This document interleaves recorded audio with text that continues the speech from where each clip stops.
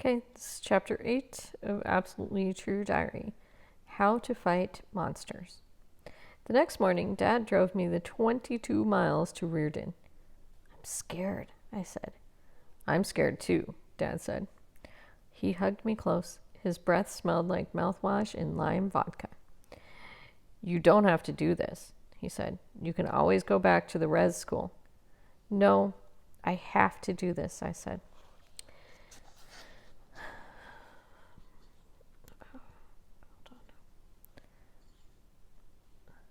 Can you imagine what would have happened to me if I'd turned around and gone back to the res school?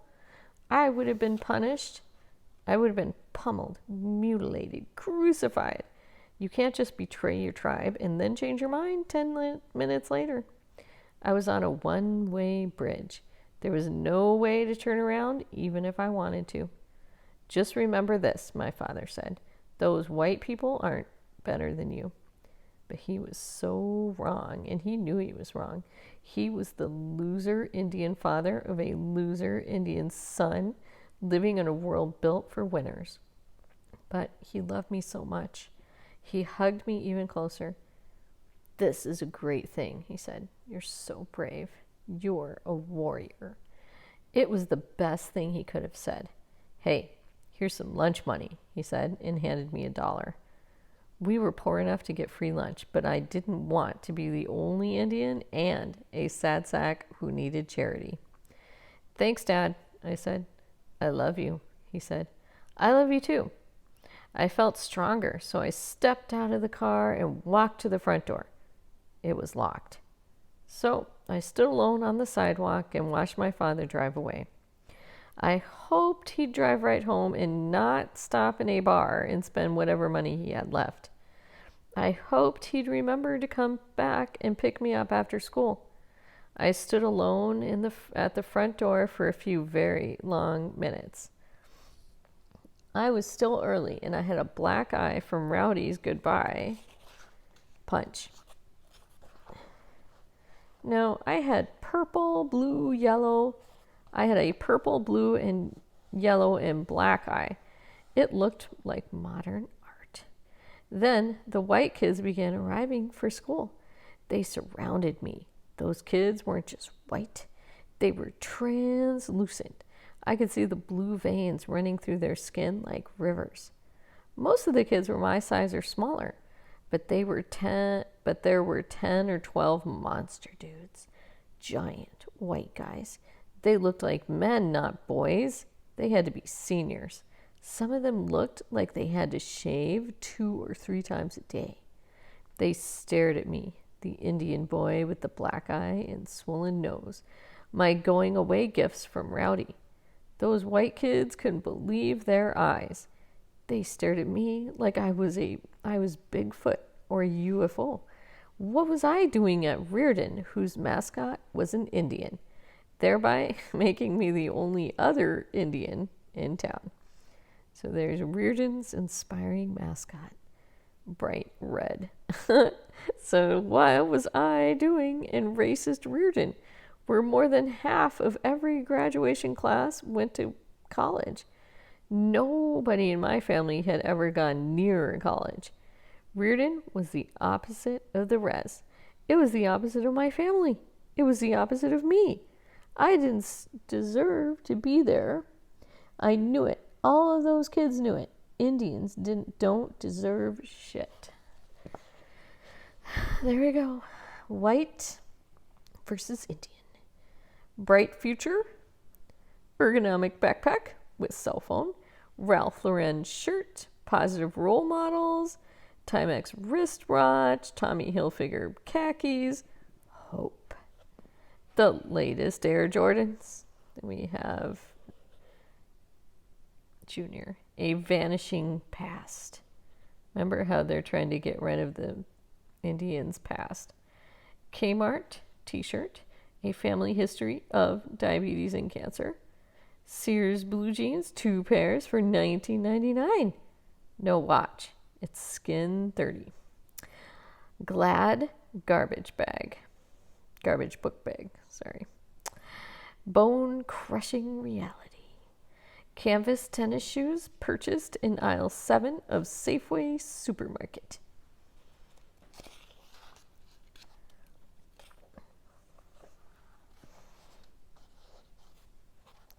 So, feeling worthless and stupid, I just waited. And pretty soon a janitor opened the front door and all the other kids strolled inside. Maybe I could drop out of school completely. I could go live in the woods like a hermit, like a real Indian. Of course, since I was allergic to pretty much every plant that grew on earth, I would have been a real Indian with a head full of snot. Okay, I said to myself, here I go.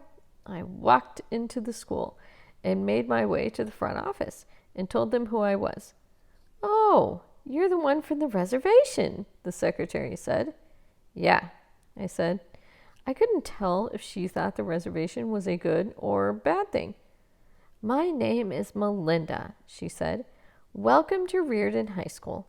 Here's your schedule, a copy of the school constitution and moral code, and a temporary student ID. We've got you assigned to Mr. Grant for homeroom. You better hustle on down there. You're late. Where is that? I asked. We've only got one hallway here, she said and smiled. She had red hair and green eyes and was kind of sexy for an old woman.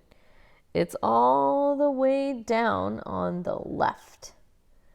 I shoved the paperwork into my backpack and hustled down to my homeroom. I paused a second at the door and then walked inside. Everybody, all of the students and the teacher stopped to stare at me. They stared hard, like I was bad weather. Take your seat, the teacher said. He was a muscular guy. He had to be the football coach. I walked down the aisle and sat in the back row and tried to ignore all the stares and whispers until a blonde girl leaned over toward me. Penelope. My name is Penelope. Totally, absolutely gorgeous. Yes, there are places left in the world where people are named Penelope. I was emotionally wrecked. What's your name? Penelope asked. Junior, I said. She laughed and told her girlfriend at the next desk that my name was Junior. They both laughed. Word spread around the room, and pretty soon everybody was laughing. They were laughing at my name. I had no idea that Junior was a weird name. It's a common name on my res, on any res. You walk into any trading post on any res in the United States and shout, "Hey, Junior!" and 17 guys will turn around, and 3 women. But there were no other people named Junior in Reardon, so I was being laughed at because I was the only one who had a silly name. And then I felt smaller because the teacher was taking roll and he called out my name. Arnold Spirit, the teacher said. No, he yelled it. He was so big and muscular that his whisper was probably a scream. Here, I said as quietly as possible. My whisper was only a whisper. Speak up, the teacher said. Here, I said. My name is Mr. Grant, he said. I'm here, Mr. Grant. He moved on to other students, but Penelope leaned over toward me again. But she wasn't laughing at all. She was mad now. I thought you said your name is Junior, Penelope said. She accused me of telling her my real name. Well, okay, it wasn't completely my real name. My full name is Arnold Spirit Jr., but nobody calls me that. Everybody calls me Junior. Well, every other Indian calls me Junior. My name is Junior, I said, and my name is Arnold. It's Junior and Arnold. I'm both. I felt like 2 different people inside of one body. No, I felt like a magician slicing myself in half, with Junior living on the north side of the Spokane River and Arnold living on the south. Where are you from? She asked. She was so pretty and her eyes were so blue. I was suddenly aware that she was the prettiest girl I'd ever seen up close. She was movie star pretty. Hey, she said, I asked where you're from. Wow, she was tough. "Whelpin' it," I said. "Up on the the reservation." "Oh," she said, "that's why you talk so funny." And yes, I had that stutter and lisp. I also had that sing-song reservation accent that made everything I said sound like a bad poem. Man, I was freaked. I didn't say another word for 6 days. And on the 7th day, I got to the weirdest fist fight of my life. But before I tell you about the weirdest fist fight of my life, I have to tell you. Here we go. The unofficial and unwritten, but you better follow them or you're going to get beaten twice as hard. Spokane rules of fisticuffs. Number 1, if somebody insults you, then you have to fight him. Number 2, if you think somebody is going to insult you, then you have to fight him. Number 3, if you think somebody is thinking about insulting you, then you have to fight him. Number 4, if somebody insults any of your family or friends, or if you think they're going to insult, I love this, cracks me up, or if you think they're going to insult your family or friends, or if you think they're thinking about insulting your family or friends, then you have to fight him. Number 5, you should never fight a girl. Unless she insults you, your family, or your friends, then you have to fight her. Number 6, if somebody beats up your father or your mother, then you have to fight the son and or daughter of the person who beat up your mother or father. Number 7, if your mother or father beats up somebody, then that person's son or daughter will fight you. Number 8, you must always pick fights with the sons and or daughters of any Indians who work for the Bureau of Indian Affairs. Number 9, you must always pick fights with the sons and or daughters of any white people who live anywhere on the reservation. Number 10, if you get in a fight with somebody who is sure to beat you up, then you must throw the first punch because it's the only punch you'll ever get to throw. Now that sounds like Junior. 11, in any fight, the loser is the first one who cries. I know those rules. I had memorized those rules. I had lived my life by those rules. I got into my first fist fight when I was 3 years old, and I'd been in dozens since. My all-time record was 5 wins and 112 losses. Yes, I was a terrible fighter.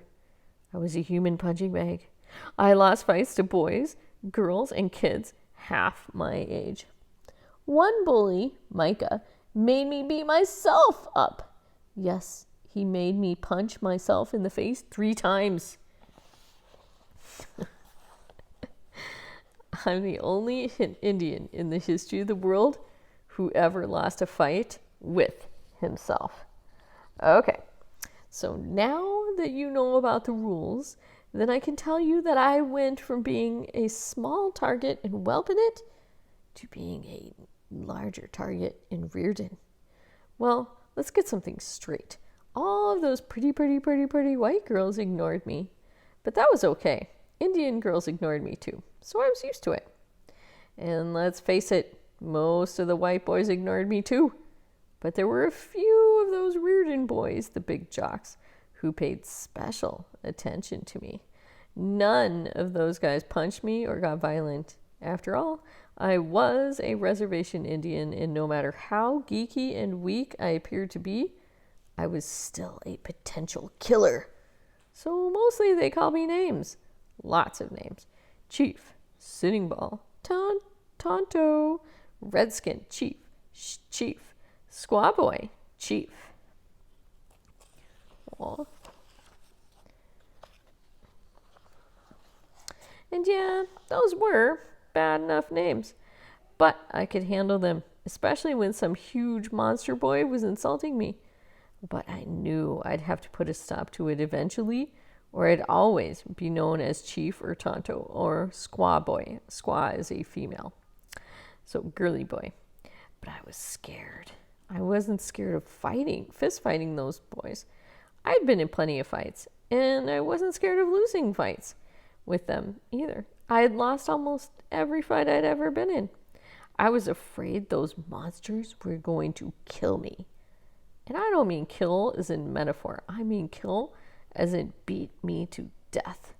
So weak and poor and scared, I let them call me names while I tried to figure out what to do. And it might have continued that way if Roger the giant hadn't taken it too far. It was lunchtime, and I was standing outside by the weird sculpture that was supposed to be an Indian. I was studying the sky like I was an astronomer, except it was daytime, and I didn't have a telescope.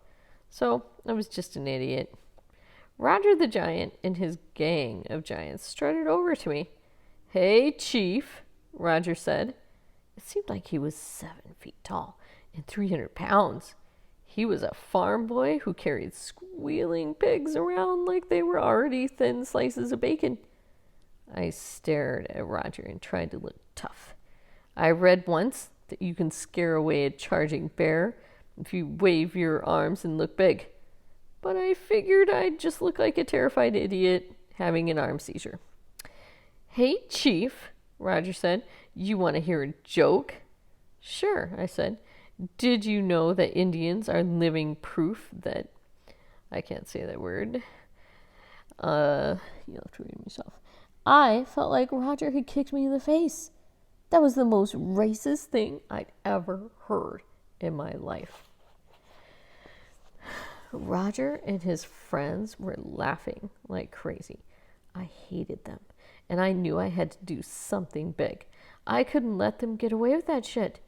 I wasn't just defending myself. I was defending Indians, black people, and buffalo. So I punched Roger in the face. He wasn't laughing when he landed on his ass, and he wasn't laughing when his nose bled like red fireworks. I struck some fake karate pose because I figured Roger's gang was going to attack me for bloodying their ruler.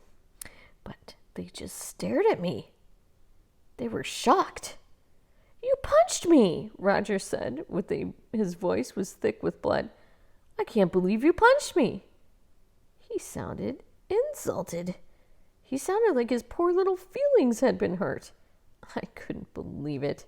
He acted like he was the one who'd been wronged. "You're an animal," he said. I felt brave all of a sudden. Yeah, maybe it was just a stupid and immature schoolyard fight. Or maybe it was the most important moment in my life. Maybe I was telling the world that I was no longer a human target. "You meet me after school right here," I said. "Why?" he asked. I couldn't believe he was so stupid. "Because we're going to finish this fight." "You're crazy," Roger said.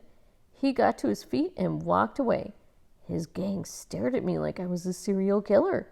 And then they followed their leader. I was absolutely confused. I had followed the rules of fighting. I had behaved exactly the way I was supposed to behave.